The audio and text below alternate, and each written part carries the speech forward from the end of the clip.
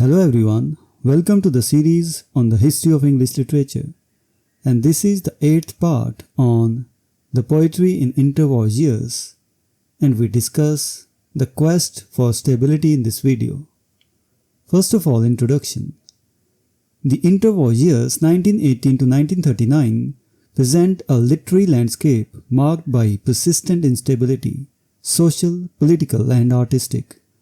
Poets inherited a world whose certainties had been shattered by World War I, while the looming threat of another conflict intensified anxiety rather than easing it.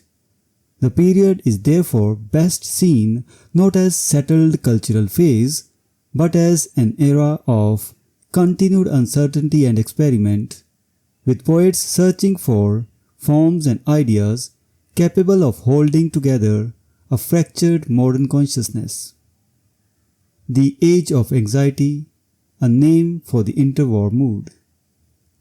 The emotional climate of the interwar decades is aptly captured by the phrase "the Age of Anxiety," the title of W. H. Auden's later collection published in 1948.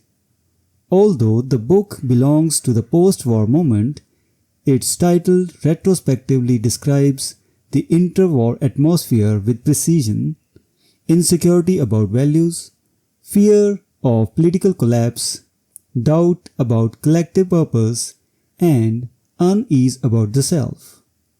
Even as poets differed sharply in style, from modernist difficulty to new traditionalism, the shattered emotional undertone was a sense that stability had become elusive. No stable tradition like the Victorian age.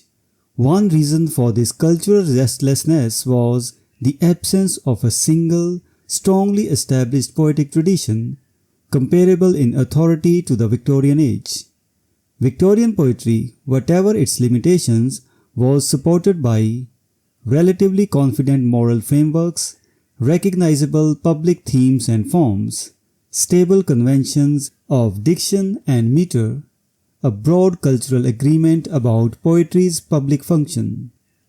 In contrast, interwar poetry unfolded amid competing movements and principles: Georgian survivals, modernist experiment, political commitment, psychoanalytic consciousness, and brief flashes of surrealist influence.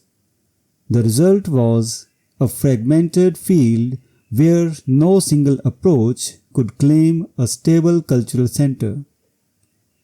From despair to constructive approaches, mid-1920s to 1930s. Despite this instability, the period did not remain trapped in the despair that marked the middle 20s. The post-1918 hopes for renewal quickly collapsed into disillusionment.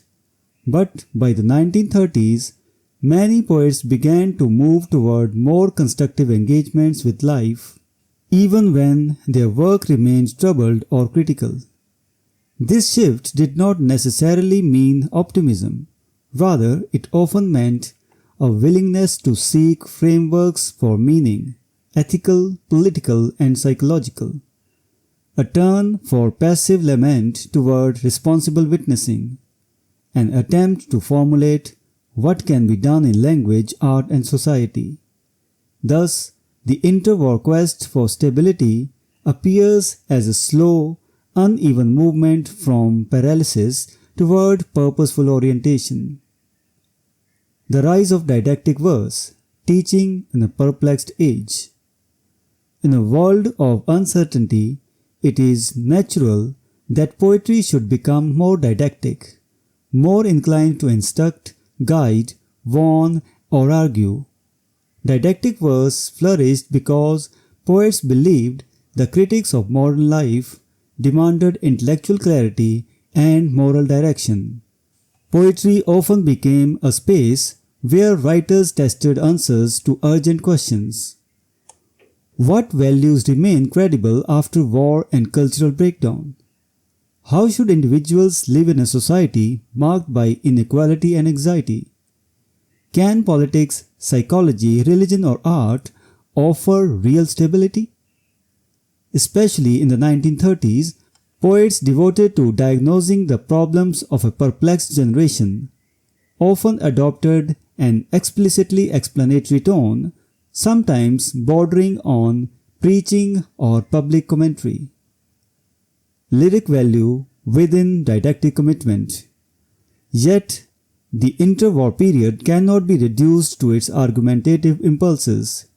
Even poets most committed to solutions, ethical, social, or political, frequently produced lyric poetry of great intrinsic value. This is a crucial point. The quest for stability did not destroy beauty. On the contrary, lyric intensity often deepened because poets were writing under pressure, seeking moments of clarity amid uncertainty.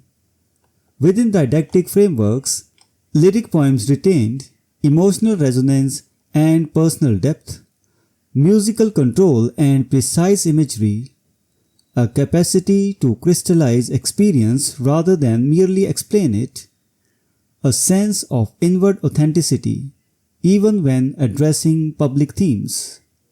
Thus, the best interwar poetry achieves a rare balance.